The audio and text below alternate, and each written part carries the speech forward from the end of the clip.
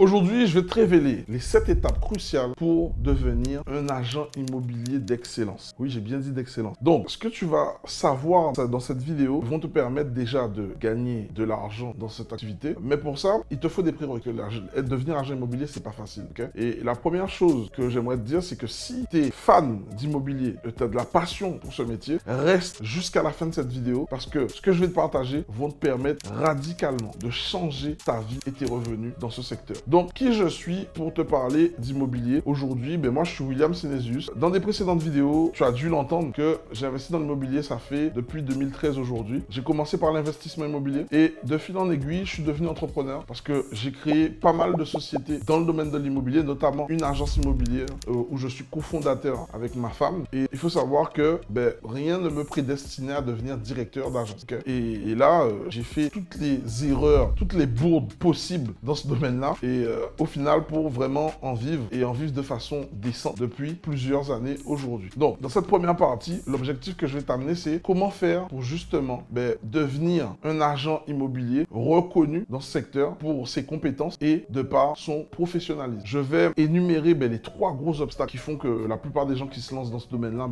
leur entreprise, en fait, elle meurt dans l'œuf, qu'ils n'ont pas le temps d'aller plus loin. La première, c'est la connaissance. Okay? C'est un milieu qui est fermé, c'est un milieu qui est tabou aussi. Tous les agents immobiliers ne vont pas te dire réellement comment ils gagnent de l'argent, encore moins les agences. Okay? Mais pour pouvoir avoir une durée conséquente sur ce marché, la première des choses, c'est qu'il faut que tu sois prêt à investir sur toi. Parce que voilà, il faut vraiment que tu sois prêt à investir sur toi, que ce soit en investissant de l'argent dans une formation, que ce soit en prenant du temps d'aller travailler dans une agence gratuitement pour être formé, parce qu'au début, tes premières ventes, elles vont mettre du temps à venir, tu vois. Et pendant facilement 3 mois, tu seras dans l'apprentissage. Et ça, faut être OK avec ça. Donc, le premier obstacle, je dirais, la connaissance, tu vois. Donc, on t'apprend pas ça à l'école non plus. C'est un autre métier, c'est une autre façon de faire. Et ça te demandait de la patience, ça te demandait d'être courageux pour aller chercher justement cette connaissance pour pouvoir construire tes fondations dans ce secteur. Ensuite, le deuxième gros obstacle que je vois, c'est comment tu vas faire pour construire ton réseau. Dans ce milieu-là, c'est très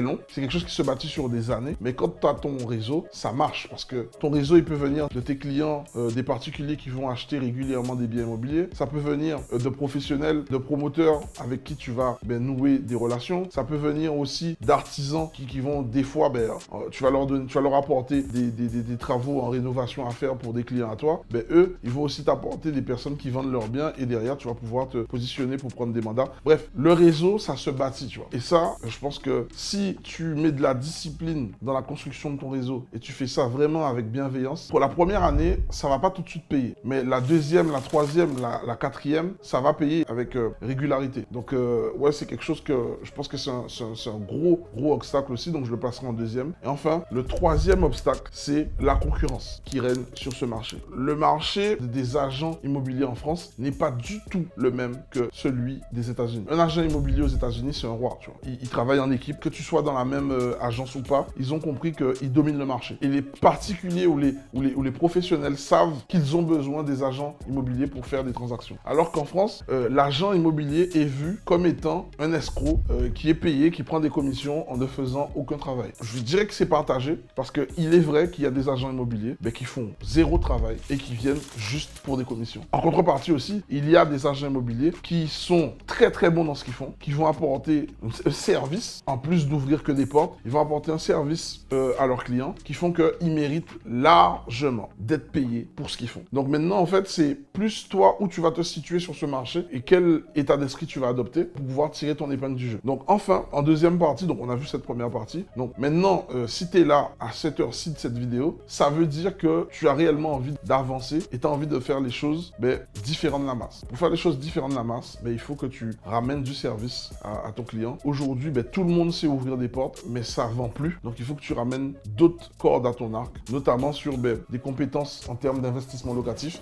Montrer à ton client, apporter des indices, apporter des informations à ton client sur notamment la rentabilité du projet, la rentabilité du projet dans lequel il peut se positionner, le taux d'occupation du secteur dans lequel il va acheter, la mise en relation par exemple d'artisans, comme je te l'ai dit précédemment, qui vont pouvoir faire des travaux de qualité pour lui, mais surtout des artisans sérieux qui vont pas disparaître du jour au lendemain. Peut-être même mettre ton client en relation avec une société qui pose du mobilier. Toutes ces petites choses que l'agent immobilier lambda lambda ne fera pas parce que il est d'ancienne école et il n'a pas envie d'être compétitif sur le marché. Mais toi, si tu viens et que tu le fais et que tu arrives à créer un réseau autour de toi, donc ça devient carrément une entreprise que tu fais, forcément, tu vas permettre à tes clients de gagner du temps et donc tu vas signer plus de mandats. Qui dit signer plus de mandats dit que tu vas certainement avoir aussi plus de deals. Parce que si dans le service que tu amènes, c'est un service 360, imaginons que tu as signé le mandat, mais derrière, tu accompagnes ton client à le mettre en relation avec un courtier qui va pouvoir lui permettre d'avoir son financement,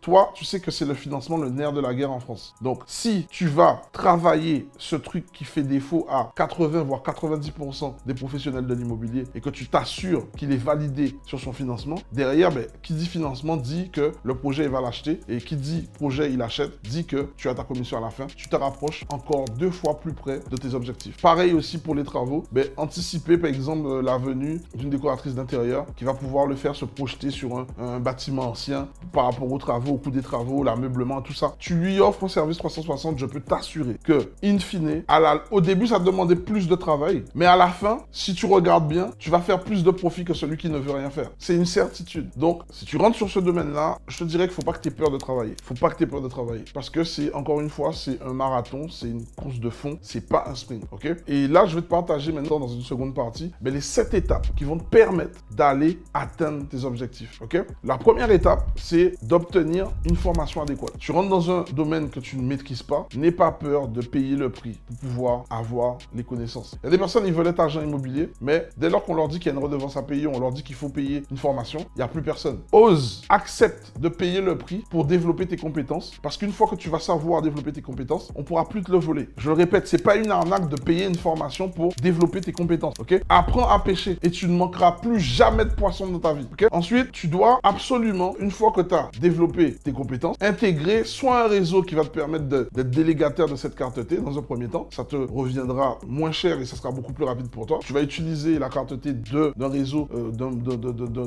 qui a la carte T. Ou, dans un second temps, soit tu pars, tu retournes sur les bancs de l'école et ça sera beaucoup plus long. Donc, ça veut dire que tu repars en BTS immobilier et ça va durer, ça va prendre du temps pour que tu puisses avoir tes examens et obtenir ta propre carte T. Là, il n'y a que toi qui peux savoir quel temps tu es prêt à mettre pour pouvoir atteindre tes objectifs. Tu vois, il y en a un où tu peux tout de suite bénéficier de la carte T, réglementairement t'es à jour et tu peux déjà encaisser parce que tu peux partir à travailler sur le terrain. L'autre, tu vas devoir aller reprendre les études, t'asseoir sur les bancs de l'école, faire de l'alternance jusqu'à ce que tu obtiennes ton diplôme au vu d'obtenir ta propre carte T. C'est toi qui vois c'est toi qui choisis. Je dirais que c'est juste une question de temps et d'engagement, lequel qui te convient le mieux. En tout cas, c'est quelque chose à prendre en compte dans cette étape pour devenir un excellent agent immobilier. Enfin, en 3, tu dois développer tes compétences en communication. Ça, c'est une certitude. Tu as deux gros leviers pour moi quand tu es agent immobilier. Le premier, c'est le temps que tu vas accorder au métier. Si tu fais 36 000 métiers en parallèle et que tu accordes une infime partie de ton temps à ce métier, ce métier va te redonner ce que tu vas lui accorder en temps. C'est-à-dire peu d'argent en retour. Okay? Et ce que je vais te dire là maintenant, il faut que tu comprennes. C'est valable dans tous les domaines de ta vie. Si tu accordes énormément de temps à ton travail, ton travail, il va te rapporter de l'argent. Si tu as... En fait, c'est tout le temps la même chose. Là où tu mets ton focus, c'est là où tu vas avoir des retombées. Si tu passes ton temps à regarder ce que les autres font, t'étonnes pas que dans ta vie, ça va pas beaucoup évoluer et que les autres, ils vont évoluer. Okay? Donc, ça, c'est vraiment quelque chose que tu dois prendre en compte. C'est la première chose. La deuxième chose, tu dois également faire en sorte de développer des relations de plus en plus avec du monde parce que c'est les personnes qui vont t'apporter des mandats. C'est les mandats. Plus tu auras de mandats, plus tu auras de... Okay? Ça, c'est la base. Hein. Mais après, si on va plus loin, tout le monde aujourd'hui est sur les réseaux sociaux. Donc, tu dois parler de ce que tu fais, le faire savoir à un grand nombre de personnes et forcément, ce grand nombre de personnes vont savoir que tu es l'agent immobilier référent dans leur secteur. Donc, le jour où ils entendront parler de quelqu'un qui veut vendre, ils vont te recommander ou le jour où eux-mêmes voudront vendre ou il y aura un membre de leur famille qui voudra vendre, ils vont te recommander. Donc, la communication dans ce domaine-là, c'est quelque chose de très important. Si tu es timide, je vais être cash avec toi, tu vas galérer dans ce domaine. Il faut que la communauté, il faut que le public sache ce que tu fais. Si tu n'es pas prêt à ça, tu vas laisser énormément d'argent sur la table. Ensuite, tu dois te construire ton réseau. Donc, ça rejoint ce que je disais au niveau de compétences en communication. Pour construire ton réseau, tu dois aimer aider les autres. C'est la première chose. Si tu aimes aider les autres et que tu le fais de façon bienveillante, déjà, c'est la première clé pour développer ton réseau. Ensuite, pour développer ton réseau, il faut que tu ailles dans des associations, que tu ailles dans des rencontres, dans des assemblées de professionnels de l'immobilier pour pouvoir déjà étendre ton carnet d'adresses dans ce domaine-là. Ensuite, il faut que tu ailles aussi à la rencontre de personnes qui souhaitent eux-mêmes investir dans l'immobilier ou acheter des biens immobiliers. Donc, tu dois te faire connaître. Okay? Ça, c'est comme ça que tu vas développer ton réseau. Et plus tu vas avoir des résultats significatifs dans ton domaine, plus les personnes vous parleront. N'aie pas peur d'avoir des retombées négatives parce qu'on est des êtres humains et tu verras que c'est plus facile de détruire ton nom que de te recommander. Mais si tu as une mauvaise expérience avec un client et que ce client-là décide de te faire de la mauvaise presse, ça ne doit pas t'impacter. Tu dois continuer à faire ce que tu fais. Tu dois continuer à être bienveillant. Et justement, je vais même te dire quelque chose. Si dans ce que tu fais, tu n'as pas d'ennemis, ça veut dire que tu le fais mal. Donc, sois en paix avec ça. Le jour où tu commenceras à avoir des ennemis, ça veut dire que ton business, il marche. Parce que le diable ne s'intéresse pas aux gens médiocres. Le diable s'intéresse aux gens qui font des choses que d'autres personnes ne peuvent pas faire. Et ça crée la jalousie. Et lorsque la jalousie arrive, ça veut dire que tu le fais bien. Parce que d'autres personnes ne sont pas en capacité de le faire. Ok? Ensuite, tu dois utiliser la technologie. La technologie, ça passe pour moi dans tout ce qui est nouveaux logiciels, CRM, outils marketing pour pouvoir faciliter la diffusion de ton message et aussi faciliter les ventes de ton domaine. Tu n'es pas sur la technologie, à un moment, tu risques de perdre, tu vas pas être compétitif. Et qui dit pas compétitif, dit que tu seras pas suffisamment vu, tu pourras pas suffisamment traiter tes dossiers rapidement, donc tu seras pas compétitif et donc tu ne pourras pas gagner de l'argent et donc être un excellent agent. Ensuite, tu dois connaître ton marché. Ça, connaître ton marché, c'est un bon point parce que ça veut dire que quand les personnes se rapprocheront de toi, tu seras de bons conseils. Tu seras de bons conseils et ça va rentrer dans la case que j'ai dit au début. Les personnes viendront chez toi pour de la transaction, mais bien plus parce que tu seras de bons conseils. Tes conseils qui vont leur permettre de gagner de l'argent, ils seront prêts à le payer et ils seront prêts à le payer régulièrement. Donc ça va te permettre en fait de fidéliser ta clientèle, ton portefeuille, ok? Et enfin, tu dois fournir un service exceptionnel à tes clients. Exemple concret, tu sais que j'investis dans plusieurs pays, notamment lorsque j'ai investi au Portugal la première fois, je travaillais avec des jumeaux de l'immobilier et ces jumeaux-là ont été tellement loin dans le service qu'aujourd'hui, je travaille encore avec eux et je fais encore des affaires avec eux parce que ils me font gagner du temps en fait. Je devais payer un acompte, l'acompte, il mettait 2 jours pour arriver. Je dis pas à tous les agents de faire ça, mais c'est pour t'inspirer et te donner aussi des idées que tu pourrais faire. Mais qu'est-ce que l'agent a fait? Il m'a avancé cet argent qui devait arriver et du coup, dès que l'argent est arrivé, ça nous a permis de... Lui, il a gagné du temps parce que en avançant ses fonds, il savait que ça me verrouillait sur le deal. Ça nous a permis de gagner du temps. Donc lui, il a gagné du temps aussi sur l'arrivée de sa commission. Derrière, mon argent est arrivé. Je lui ai donné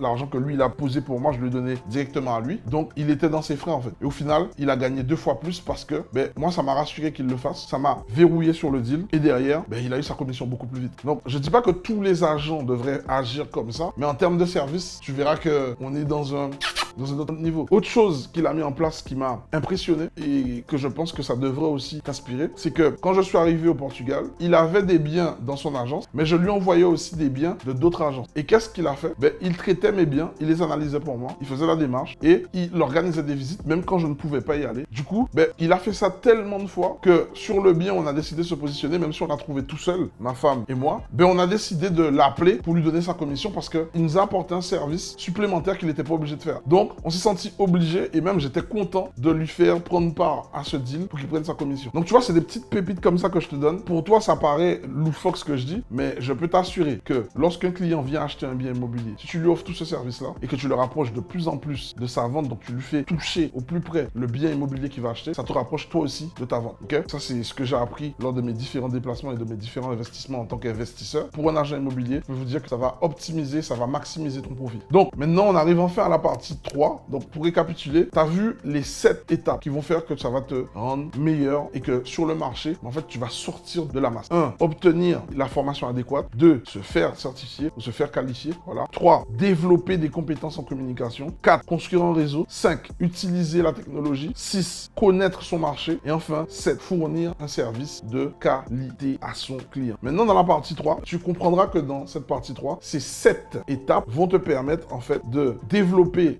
tes compétences, d'augmenter tes connaissances et forcément de te bâtir un réseau solide. Ça, c'est ce qui va te permettre de réussir dans ce domaine, ok? Et il faut absolument que tu capitalises sur ça, peu importe le temps que ça va te prendre, parce qu'après, une fois que tu as fixé ça, c'est comme un bâtiment que tu as mis et ces piliers que tu auras fixés dans le sol vont faire en sorte que ça va te rapporter de l'argent chaque année, en plus du fait que tu ailles faire ta prospection, ok? Tout ce que je t'ai sorti là, si tu l'implémentes, je peux t'assurer que tu vas avoir des résultats qui vont te choquer parce que la masse du marché immobilier n'agit pas de cette façon, ok? Donc, en conclusion, ce que je vais partager avec toi, c'est qu'aujourd'hui, on sait que l'immobilier, c'est un secteur qui prend de la valeur avec le temps. C'est un secteur qui a subi beaucoup de crises, mais qui s'effondre pas du jour au lendemain comme ça, ok? Aujourd'hui, peut-être que ton agence immobilière, si tu es un agent immobilier qui fait ça depuis longtemps, peut-être que ton agence immobilière aujourd'hui, elle bat de l'aile. Si elle bat de l'aile, c'est parce qu'elle ne s'est pas adaptée au marché. Qu'est-ce que j'entends par là par adapter au marché? Utiliser les nouvelles technologies, se créer constamment un nouveau réseau. C'est toutes ces choses qui vont te permettre, peu importe l'état du marché actuel en termes d'immobilier qui font que tu vas pouvoir tout le temps t'adapter. Aujourd'hui, moi, ce que je te propose, c'est que si tu es agent immobilier confirmé, tu es agent immobilier en devenir, pour les agents immobiliers confirmés, je te propose un call to action. Okay? Là, je suis en train de réaliser 3 promotions. Une promotion en Martinique au Vauclin, une promotion en Guyane. Okay? Donc, je recherche des agents immobiliers, okay? Que tu sois en Martinique, que tu sois en Guyane, que tu sois en Guadeloupe, qualifiés, qui vont pouvoir rentrer sous ma carte T. Comme ça, vous allez pouvoir justement vendre cette promotion qu'on est en train de faire en direct. Okay? Comme ça, vous allez pouvoir vendre, et je dis bien, vous devenez délégataire de notre carte T, vendre notre promotion en direct. Pour ça, il va falloir que vous puissiez cliquer sur le lien en dessous pour devenir agent chez nous et on fera ce qu'il faut pour commencer à vous faire pré-commercialiser ces différents lots. Pour ceux qui n'ont aucune expérience en immobilier en tant qu'agent et qui veulent devenir agent immobilier, pareil, vous aurez le lien pour devenir agent chez nous et vous allez avoir la formation et vous allez avoir le suivi en interne pour vous permettre de commencer à faire vos premiers deals en immobilier. Donc sur ce, j'espère que cette vidéo vous a plu. N'hésitez pas à me dire en commentaire à quelle étape vous êtes dans les 7 étapes que j'ai citées ou si vous avez même d'autres conseils à apporter. Parce que moi, j'adore échanger avec d'autres personnes. C'est comme ça qu'on bâtit un réseau. Et si vous avez des choses à partager qui nous permettraient de nous améliorer, eh ben, on est tous preneurs et on avance ensemble. C'est du gagnant-gagnant. Donc, je vous souhaite de passer une excellente journée. Je vous dis à très bientôt dans une nouvelle vidéo. Ciao.